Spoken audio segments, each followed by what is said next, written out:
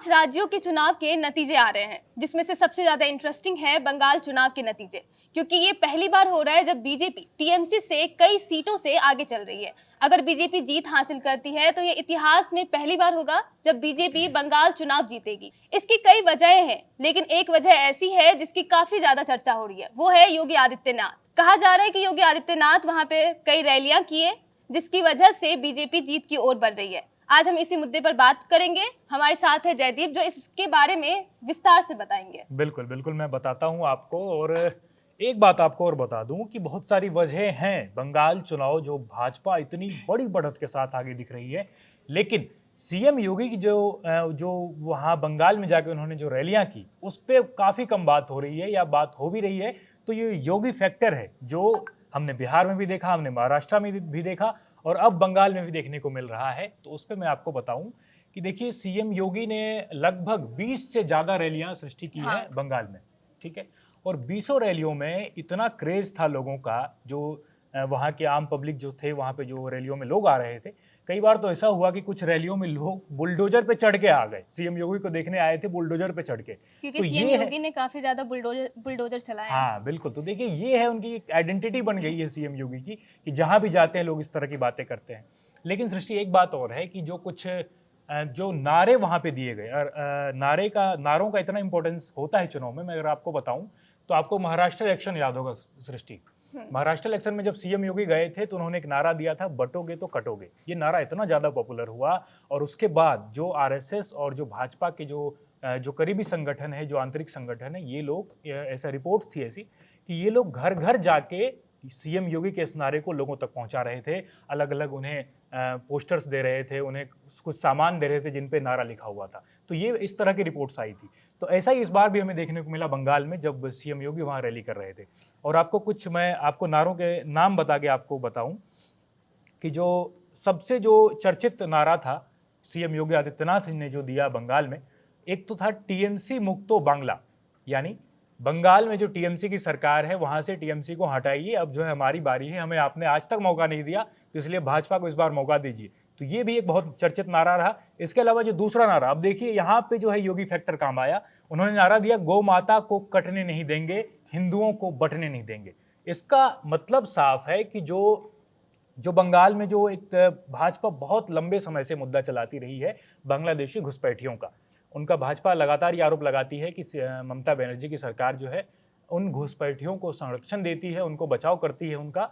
इसीलिए उन्होंने देख लिया कि जो हिंदू कोर वोटर बैंक है, इन पर अभी तक किसी का शिकंजा नहीं पड़ा बंगाल में। पर क्या लगता है कि हिंदुत्व का जो नारा लगा है वो बंगाल में काम करेगा? बिल्कुल काम करेगा, काम किया। देखिए, आज उसी का नतीजा है कि भाजपा जो है इतनी ज्यादा बढ़त के साथ बंगाल में दिख रही है, और इतिहास में ऐसा पहली बार हो रहा है। तो बिल्कुल ये काम कर चुका है, और इसीलिए मैं बार बार कह रहा था कि ये फैक्टर, ये एक बहुत बड़ा फैक्टर है जो सीएम योगी ने वहां जाके वहां पे जो है उस पर लागू किया, और उसके बाद देखिए नतीजा सबके सामने है। लेकिन एक बात और हो रही है सृष्टि, कि जो कई लोग कह रहे हैं कि अमित शाह और प्रधानमंत्री मोदी की का डायरेक्ट इन्वॉल्वमेंट था इस चुनाव में, ठीक है।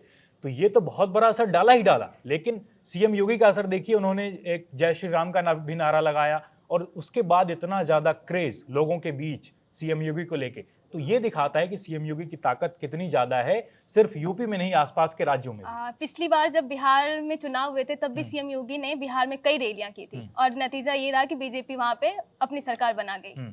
तो क्या बंगाल में भी जो सरकार अगर बीजेपी की बनती है तो उसमें योगी आदित्यनाथ का योगदान होगा? बिल्कुल, योगदान तो है ही है, उसी पे हम बात ही कर रहे हैं। और देखिए, बिहार में जो तो आपने, क्या इसका श्रेय पूरा योगी आदित्यनाथ को जाएगा? देखिए, मैं अगर बात करूं ऐसे कि राजनीति को समझते हुए अगर मैं बात करूं, तो बिल्कुल ये कहना गलत होगा कि पूरा श्रेय देना चाहिए सीएम योगी आदित्यनाथ को।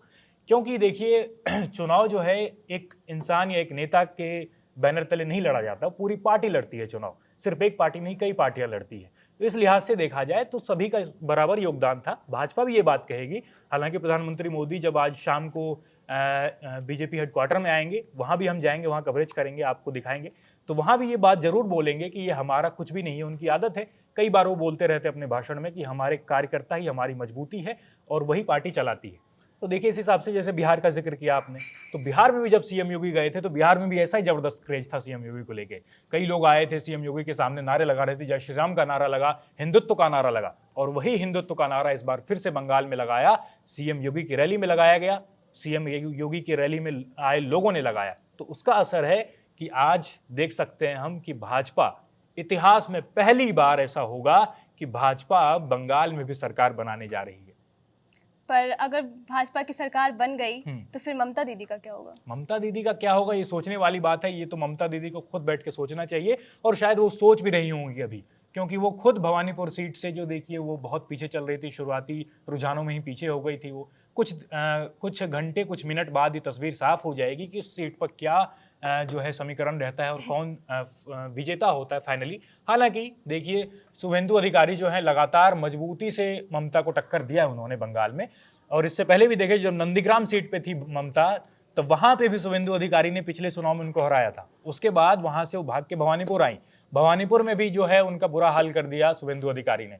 तो ये क्रेज है, और ममता को सोचने वाली बात है कि ममता अब क्या करेंगी, आगे क्या होगा, पार्टी किस तरीके से इस जो है इतनी मतलब करारी शिकस्त के बाद पार्टी किस तरीके से उभरना चाहेगी, या कैसा मंथन होता है विचार में पार्टी, जो भी होगा वो तो आगे देखने वाली बात होगी। लेकिन फिलहाल यही है कि ममता बनर्जी को बहुत बड़ा झटका लगा है, और शुभेंदु अधिकारी और उनकी टीम यानी पूरी भाजपा बहुत बड़ी मजबूती के साथ सरकार बनाने की ओर मुझे दिख रही है फिलहाल।